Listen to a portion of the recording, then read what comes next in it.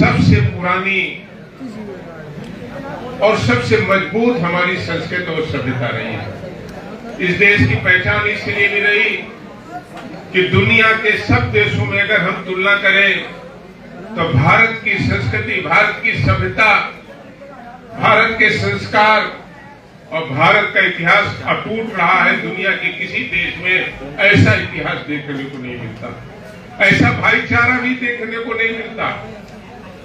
जिस देश में विभिन्न भाषा, विभिन्न जात, विभिन्न वर्ग, विभिन्न धर्म के मानने वाले लोग रहते हो, ये वो देश है जहां पर ईद और दीपावली, होली और बकरीद, कृष्ण डे से लेकर के गुरु ग्रंथ जी को भी सब एक साथ मानते हो और एक साथ गले मिलकर के चलते हो। ये भारत का इतिहास रहा है।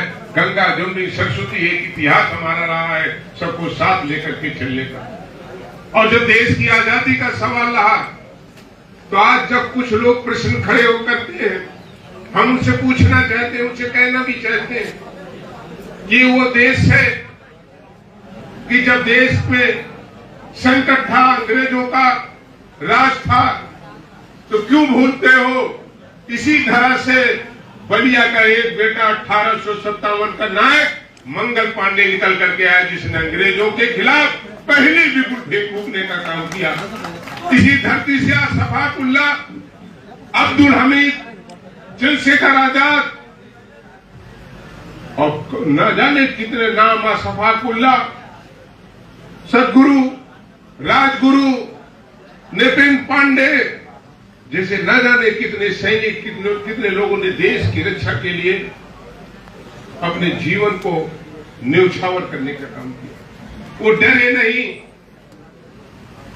वो भ्रमित नहीं हुए, वो पीछे नहीं हटे।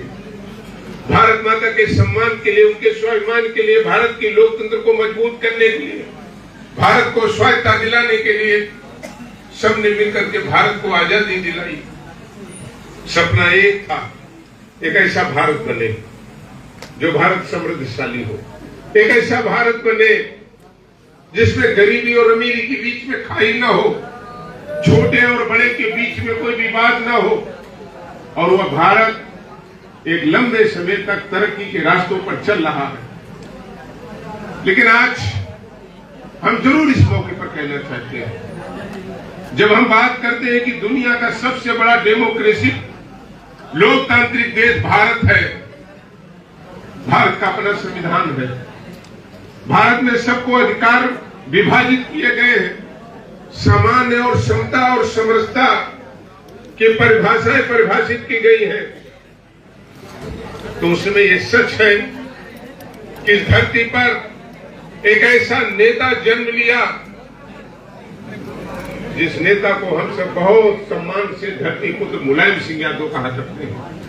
धरती पुत्र मुलायम सिंह यादव, और हम गर्व से कहेंगे कि चौधरी चरण सिंह जी के बाद अगर इस देश की सबसे बड़ी आबादी की लड़ाई सड़क से लेकर के मेंबर ऑफ पार्लियामेंट के रूप में भी और उत्तर प्रदेश के मुख्यमंत्री के रूप में भी लड़ने का काम किया तो नाम मुलायम सिंह यादव था। अगर किसी ने किसानों के हितों के लिए सबसे लंबा संघर्ष किया है तो नेता मुलायम सिंह यादव। ये देश किसानों का देश है, नौजवानों का देश है, मजदूरों का देश है, छात्रों का देश है। और तब हम आपसे कहना चाहते हैं कि गौरवशाली इतिहास आपका रहा है। हम सबने मिलकर के एक साथ त्योहार मनाए हैं। गमी आ गई तो एक दूसरे के यहाँ कंधा देने का काम हमने किया है, शव यात्रा में भाग लेने का काम किया है। और हम बार बार ये कहा करते हैं, ये देश है जहाँ केवल जात यहाँ भी नहीं है, और कभी कभी जात छोटी हो जाती है लेकिन जमात बहुत बड़ी होती है। यहाँ पूरी जमात बैठी हुई है, जात से बड़ी जमात हुआ करती है। लेकिन हम उन लोगों से जरूर ये कहना चाहते हैं कि किसी के इतिहास पर बोलने से पहले, किसी के बारे में कोई टिप्पणी करने से पहले लोगों को अपना इतिहास पढ़ लेना चाहिए और देश का इतिहास पढ़ लेना चाहिए। भारत का संविधान ये कहता है कि हर व्यक्ति को अपने जात, अपने धर्म, अपने वर्ग को और धर्म के प्रति आस्था रखने का पूर्ण अधिकार है और किसी को उसमें कोई हस्तक्षेप करने का अधिकार नहीं है भारत के संविधान में। हमने कहा जिस देश में दीपावली और ईद एक साथ मनाई जाती नहीं हो, जिस देश की ऐसी परंपराएं रही है कि एक गाड़ी में बैठकर चलने वाले लोग कुछ देर में गाड़ी में रुक करके मस्जिद में नमाज पढ़ लेते हैं, तो दूसरा भाई कुछ दूर आगे जाकर के मंदिर में अर्चना और पूजा कर लेता है, वे साथ बैठ करके बोलते हैं। ये इतिहास हमारा, इन इतिहासों में हम पले हैं। मैं जब दूसरी बार रायबरेली से विधायक हुआ तो मनोज पांडे ने उत्तर प्रदेश में सबसे बड़ा पटेल पार्क अगर कहीं बनवाए तो रायबरेली में बनवाया। स्वतंत्रता संग्राम के बड़े सेनानी माहेपासी किले का जीर्णोद्धार अगर करने का काम किया तो अपने नेता के संरक्षण में माहेपासी किले का द्वार और पूरे किले का हम लोगों ने जीर्णोद्धार करने का काम किया।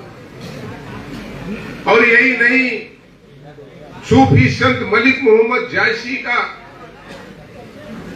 जो जन्म स्थल था उसको भी अगर जीर्णोद्धार करने का काम किया तो अपने नेता आदरणीय अखिलेश यादव के निर्देश पर रायबरेली में मनोज पांडे ने करने का काम किया।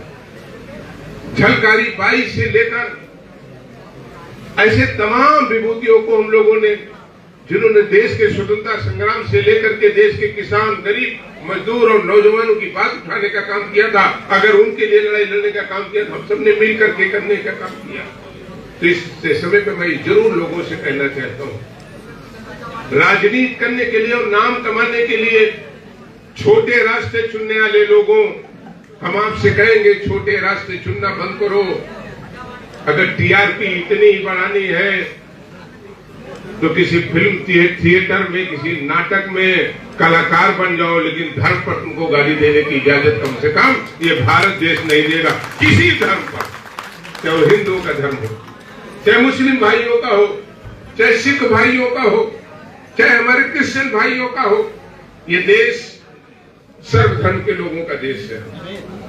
एक इतिहास रहा है हमारा, और जो लोग इतिहास नहीं जानते वो इस तरह की बात करते हैं। हमने कभी ऋषि के रूप में, कभी दधीच के रूप में, कभी भृंग के रूप में, कभी स्तंभ के रूप में, हमारी ऋषि मुनियों की परंपरा रही, तपस्या के द्वारा भी पूरे संपूर्ण सृष्टि के लिए सुख और मंगल की कामना करने का काम किया और अपना शरीर त्याग देने का काम किया। जब देश की आजादी का सवाल आया तो यही समाज था, कभी चंद्रशेखर आजाद बनकर, कभी मंगल पांडे बनकर के, कभी राजगुरु के नाम से इस देश के लिए बलिदान और त्याग करने का काम किया, कभी एक शिक्षक के रूप में, तो कभी एक विद्यार्थी के रूप में, तो कभी स्वतंत्रता संग्राम सेनानी के रूप में, कभी राजनेता के रूप में। इस समाज का इतिहास रहा कि हमने त्याग भी करने का काम किया। और याद रखिए, ये कहने वाले लोगों, हमारा इतिहास है कि समाज ने कभी जात और धर्म देख करके आशीर्वाद देने का काम नहीं किया है। इसने जिसको भी संकट आया है उसके साथ खड़े होने का काम किया है। अगर देश में समता, समरसता और समता मूलक समाज की परिकल्पना ही नहीं, उसके साथ कदम से कदम बढ़ा करके चलने का काम किया है, तो इस समाज ने करने का काम किया है। और इसलिए हम अपने इन तमाम प्रबुद्ध जनों से कहना चाहते हैं और अपने नेता आदरणीय अखिलेश यादव जी को धन्यवाद देना चाहते हैं, अपने नेता आदरणीय मुलायम सिंह यादव को धन्यवाद देना चाहते हैं। 13 जनवरी 1993 हम हमारे नेता, हमारे साथी, हमारे बुजुर्ग आदरणीय माता प्रसाद पांडे जी आदरणीय नेताजी से मिले और नेताजी से निवेदन किया था कि नेताजी भगवान विष्णु के 6वें अवतार भगवान परशुराम, उनके नाम पर अवकाश होना चाहिए। विश्वास कर लीजिए साथियों, अपने मंच के लोगों से हम लोग आए होंगे, उसके 13 मिनट बाद टीवी में आ गया था आदरणीय मुलायम सिंह यादव जी परशुराम जयंती की घोषणा करने का काम किया। आदरणीय अखिलेश यादव जी की कुवत थी कि उत्तर प्रदेश के 23,655 संस्कृत के टीचर दर ठोकरे खा रहे थे, दारू सभा पर धरना चल रहा था, आमरण अनशन में बैठे थे। हम उनसे मिलने गए और संस्कृत के टीचर कौन थे ये बोल के बताने की जरूरत नहीं, सब समझते हैं। अपने नेता से हमने कहा, और हमें याद है कि उत्तर प्रदेश की कैबिनेट की बैठक में जब मैंने ये प्रस्ताव रखा तो सबसे पहले अगर किसी ने समर्थन किया और पास कराया तो हमारे नेता, हमारे मुख्यमंत्री आदरणीय अखिलेश यादव ने 23,000 संस्कृत के टीचरों को रोजी और रोटी में जोड़ने का काम किया। श्रवण यात्रा किसने शुरू की? मानसरोवर यात्रा किसने शुरू की? ये विभाग भी हमको चलाने का, किसान के साथ साथ इस विभाग को भी चलाने का मौका। लेकिन आज ये सवाल, आज प्रदेश में महंगाई का आंकड़ा, जो लोग आज ये नहीं सुनना चाहते, आज हम उनसे पूछना चाहते हैं कि अगर 16 महीने में अगर हम महंगाई को देखें तो मंच हो सकता है इस बात का ना हो, लेकिन इस मंच इस चीज के लिए चिंता करे, ये जरूरी है। आज व्यक्ति की आमदनी वही खड़ी है। 16 महीने पहले बिकने वाला सरसों का तेल कितने में बिक रहा है, रिफाइंड कितने में बिक रही है। और ये तो ये छोड़ दीजिए, अगर गरीब और मध्यम मकान बनवाना चाहेगा तो सरिया और सीमेंट के रेट कहां पहुंच गए, दवाओं के रेट कितने बढ़ गए। जिन लोगों ने कहा था कि माताओं और बहनों की आंख में धुआं लगता है, हम ये धुएं से निजात दिलाएंगे। अरे हम आपको सत प्रणाम करते हैं धुआं से निजात दिलाने वाले लोगों। गांव में और गरीब में चले जाओ, तुम्हारे सिलेंडर में मकड़ी का जाला लग रहा है। गरीब के अंदर यह ताकत नहीं रह गई कि 1200 रुपए का सिलेंडर बना पाए। 400 का सिलेंडर 1200। ये कौन सा बिजली का बिल, ये कौन सी उज्ज्वला योजना है? क्या जो उत्तर प्रदेश में गांव के लोगों के बिजली के कनेक्शंस काटे जा रहे हैं? आज बिजली के रेट्स क्या हो गए? लोग कहते हैं कि जापान की बुलेट ट्रेन तो धीमे चलती होगी, लेकिन उत्तर प्रदेश की बिजली के बिल जापान की बुलेट ट्रेन से भी 2 गुनी रफ्तार में बढ़ रही है। एक बल्ब जलाने वाले लोग, एक पंखा चलाने वाले लोगों की आज स्थिति क्या? और तो हम सरकार से ये कहना चाहते हैं, हम निंदा करने की ओर नहीं आए हैं। हम उत्तर प्रदेश की विधानसभा में भी कहते हैं कि हम सरकार को जगा रहे हैं।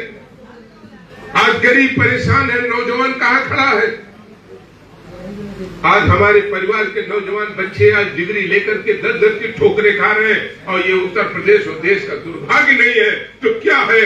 आज नवनिहाल भारत का भविष्य आज जब आत्महत्या की ओर बढ़ रहा है, इससे बड़ा दुर्भाग्य उत्तर प्रदेश और देश के लिए कुछ नहीं हो सकता।